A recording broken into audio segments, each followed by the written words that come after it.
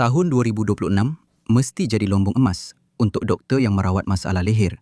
Sebab ya Allah, saya rasa macam kita kena sentakkan geopolitik setiap hari. Baru 24 jam yang lalu, saya sedang berbincang tentang prospek untuk Project Freedom. Sistem yang Amerika Syarikat mahu tubuhkan untuk mengeluarkan kapal-kapal yang terperangkap di dalam teluk. Kemudian, Marco Rubio membuat uji bakat untuk calon Republikan 2028 dan mengadakan sidang media menggantikan setiausaha akhbar tetap Caroline Levitt yang sedang bercuti bersalin. Bagus untuk Marco Rubio kerana tampil ke hadapan dan mengisi satu lagi kekosongan jawatan di Rumah Putih. Apa-apa pun, Marco Rubio katanya operasi itu sudah tamat. Epic Fury, nama yang diberikan oleh pentadbiran untuk perang dengan Iran, ialah Presiden telah memaklumkan kepada Kongres bahawa kita sudah selesai dengan peringkat itu, okey? Sekarang kita beralih kepada Project Freedom ini. Atau mungkin tidak. Kemudian pada hari yang sama, Trump mengumumkan di Truth Social bahawa petikannya, Project Freedom akan dihentikan seketika untuk melihat sama ada satu perjanjian boleh dimuktamadkan dan ditandatangani dengan Iran. Kemudian, pagi tadi, Axios menerbitkan sebuah artikel dengan tajuk AS dan Iran semakin hampir kepada memo satu muka surat untuk menamatkan perang, kata pegawai. Tetapi apabila anda membaca artikel itu, anda akan dapati bahawa memo satu muka surat itu sebenarnya tidak akan menamatkan perang. Bagus. Dan untuk memastikan, Trump telah memuat naik di Truth Social beberapa jam selepas itu tentang bagaimana Selat Hormuz akan dibuka kepada semua, termasuk Iran, atau pengebuman akan bermula semula dengan tahap dan intensiti yang jauh lebih tinggi daripada sebelumnya. Walaupun kita hidup dalam dunia yang secara objektifnya sangat tidak masuk akal, saya rasa masih ada ruang untuk optimisme yang berhati-hati. Perkataan utama ialah berhati-hati dan tidak seperti apa yang disarankan oleh tajuk utama itu. Jadi, hari ini saya ingin jelaskan mengapa ada harapan sebenar kali ini. Bincangkan apa yang mungkin terkandung dalam memo satu, muka surat untuk menamatkan perang. Dan akhiri dengan beberapa komen ringkas, sama ada semua ini berbaloi atau tidak. Tapi pertama sekali, optimisme. Saya tahu bahawa pentadbiran ini cenderung untuk berkata banyak perkara. Saya juga agak gembira kerana terdapat pengiktirafan awam yang lebih besar bahawa kita sepatutnya tidak mengendahkan mesej-mesej tersebut. Namun begitu, pada masa yang sama, telah berlaku pembetulan berlebihan di mana Trump mengumumkan perkara-perkara yang serta-merta tidak diendahkan, walaupun ia diucapkan bersama tindakan yang memerlukan kos yang tinggi. Pada asasnya, kita mengabaikan separuh kedua klise itu dan kita perlu memerhatikan apa yang sedang dilakukan di sini. Semalam, saya telah menyatakan kelemahan asas dalam Project Freedom. Amerika Syarikat tidak akan benar-benar mengiringi kapal keluar dari teluk seperti semasa perang Iran-Iraq. Sebaliknya, hanya menyelaras usaha kapal-kapal untuk meloloskan diri. Tidak mungkin Iran akan bersetuju dengannya. Oleh itu, ia paling baik digambarkan sebagai satu penambahbaikan berbanding keadaan asal. Tetapi ia bukanlah penyelesaian sebenar untuk memulihkan penghantaran di teluk ke tahap sebelum perang. Memang begitu. Dua kapal berjaya melepasi di bawah program tersebut. Tidak buruk memandangkan tempoh masa singkat program itu dijalankan. Dua memang lebih baik daripada kosong, tetapi masih sebahagian kecil daripada apa yang sepatutnya. Di sebalik sesetengah gertakan media, pentadbiran Trump menyedari sifat sistem yang terhad dan berisiko sambil tetap mengakui bahawa mereka sedang lakukan sesuatu. Ini penting kerana ia bermakna menangguhkan program tersebut menyampaikan maklumat yang sebenar. Kita sedang beralih daripada hanya beberapa kapal keluar dari teluk kepada tiada kapal langsung yang keluar dari teluk, sekurang-kurangnya untuk jangka masa pendek. Sebab anda akan melakukan ini adalah kerana anda fikir ada kemungkinan besar bahawa penyelesaian yang lebih baik akan muncul tidak lama lagi, iaitu bahawa Iran akan melonggarkan sekatan ke atas laluan melalui Selat Hormuz dan keselamatan semua orang akan terjamin. Oleh itu, walaupun betapa mudahnya untuk menolak satu hantaran Truth Social sebagai tidak relevan, saya rasa ada sebab untuk optimis secara berhati-hati di sini. Namun, saya juga ingin menyatakan bahawa jika katakanlah ada 20% peluang untuk mencapai perjanjian dalam beberapa hari akan datang, adalah berbaloi untuk menghentikan seketika strategi pemindahan yang berisiko. Dengan kata lain, kita boleh berfikir bahawa kemajuan secara keseluruhan adalah tidak mungkin, sambil mentafsirkan jeda dalam Project Freedom sebagai berita baik. Itu membawa kita kepada inti pengembaraan hari ini, iaitu kandungan memo satu muka surat yang dikatakan akan menamatkan perang. Baiklah, mari kita sebenarnya baca kandungan artikel itu. Petikan. Banyak terma yang dinyatakan dalam memo itu bergantung kepada persetujuan akhir dicapai, meninggalkan kemungkinan perang bermula semula atau keadaan tergantung yang berpanjangan di mana perang terbuka telah berhenti, tetapi tiada apa yang benar-benar diselesaikan. Sekarang, biar saya mulakan apa yang saya akan katakan dengan menyatakan bahawa dalam hubungan antarabangsa, tiada apa yang benar-benar muktamad. Tiada kontrak yang boleh dikuatkuasakan oleh pihak luar. Jika pada bila-bila masa, seseorang memutuskan bahawa sistem semasa tidak berfungsi untuk mereka, mereka boleh memulakan atau memulakan semula peperangan. Tetapi terdapat perbezaan yang ketara antara memo 1, muka surat yang akan menamatkan peperangan, dan memo 1, muka surat yang akan membimbing rundingan masa depan antara pihak-pihak tersebut. Sekali lagi, saya akan menggambarkan ini sebagai satu sebab untuk optimisme bahawa gencatan senjata mungkin akan dilanjutkan dan akhirnya akan ada suatu bentuk penyelesaian yang dapat kekal dengan sendirinya.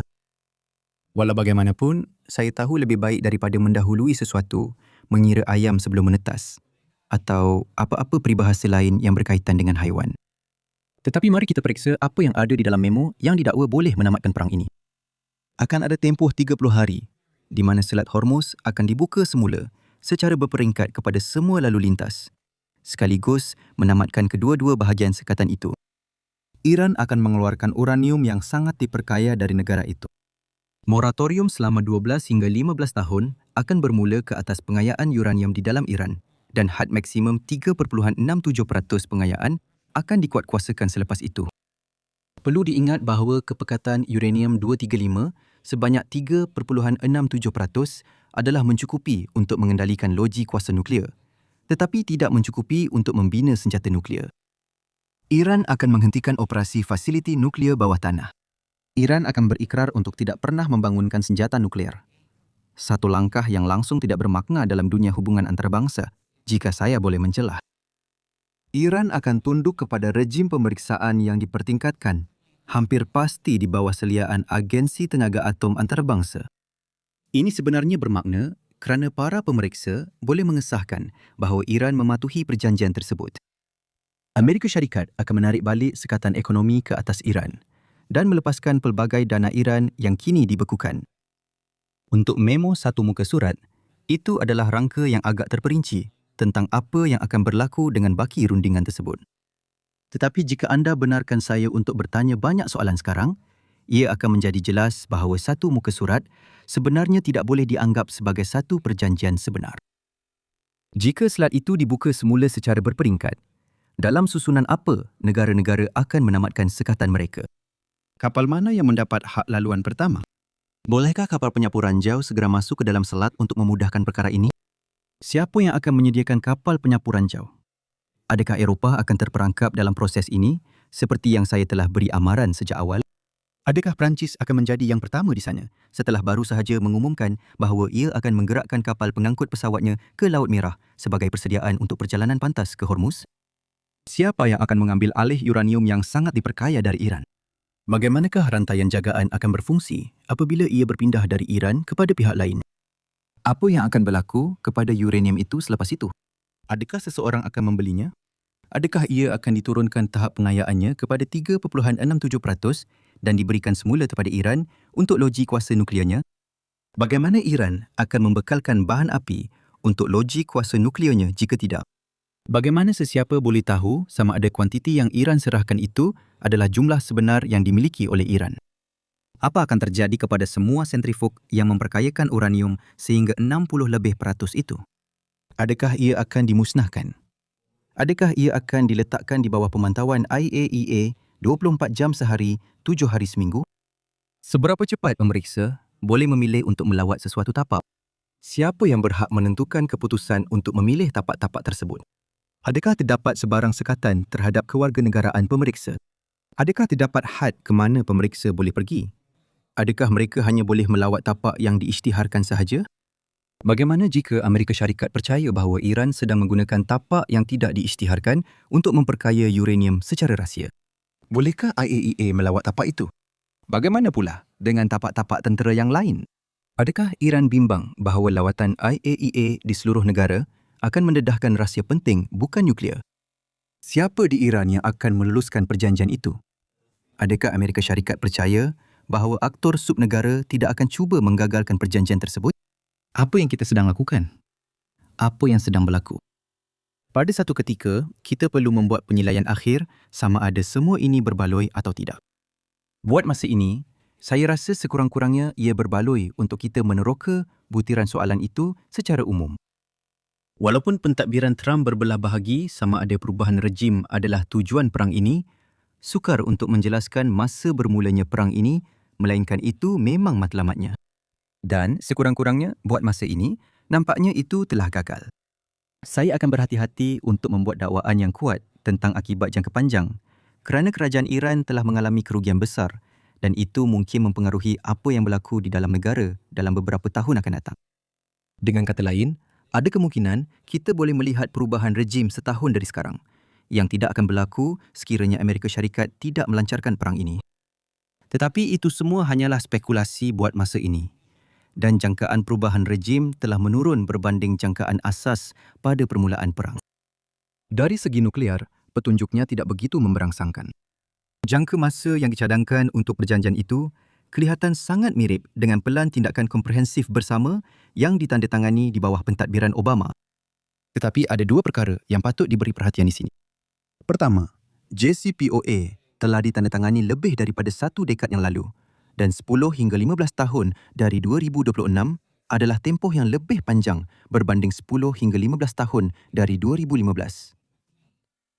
Dan kedua, begitu banyak pertahanan udara Iran telah dimusnahkan sehingga negara itu perlu membinanya semula terlebih dahulu sebagai prasyarat untuk melindungi program nukliernya. Perkara itu seterusnya memberi kesan nyata terhadap pematuhan Iran terhadap perjanjian tersebut. Sepanjang Selat Hormuz, keseluruhannya kelihatan seperti keadaan seimbang. Dengan andaian, semua pihak kembali kepada status quo sebelum ini, seperti yang dicadangkan sekarang. Saya masih melihat saluran berita utama membincangkan bagaimana dunia telah berubah kerana Iran telah mengetahui kuasa yang dimilikinya ke atas Hormuz, yang sebenarnya adalah satu kesilapan pemikiran tahap amatur yang sangat mengarut. Iran sentiasa tahu bahawa ia mempunyai kuasa itu ke atas selat tersebut. Ia telah menggunakan kuasa itu semasa konflik ini dan ia akan terus dapat menggunakan kuasa itu pada masa hadapan. Bahagian terakhir yang kurang mendapat perhatian di Barat tetapi sangat penting bagi rakan-rakan di rantau ini ialah Iran telah kehilangan keupayaan untuk mengunjurkan kuasa di rantau ini untuk masa hadapan yang boleh dijangka. Iran tidak lagi boleh menghantar bantuan ketenteraan kepada rakan-rakan paksi penentangannya pada tahap yang sama seperti dekad-dekad lalu. Bermakna kehidupan akan menjadi sedikit lebih mudah bagi negara seperti Arab Saudi dan Israel untuk beberapa tahun akan datang. Sekarang, adakah ia berbaloi? Itu adalah soalan politik, jadi jawapan anda akan berbeza-beza.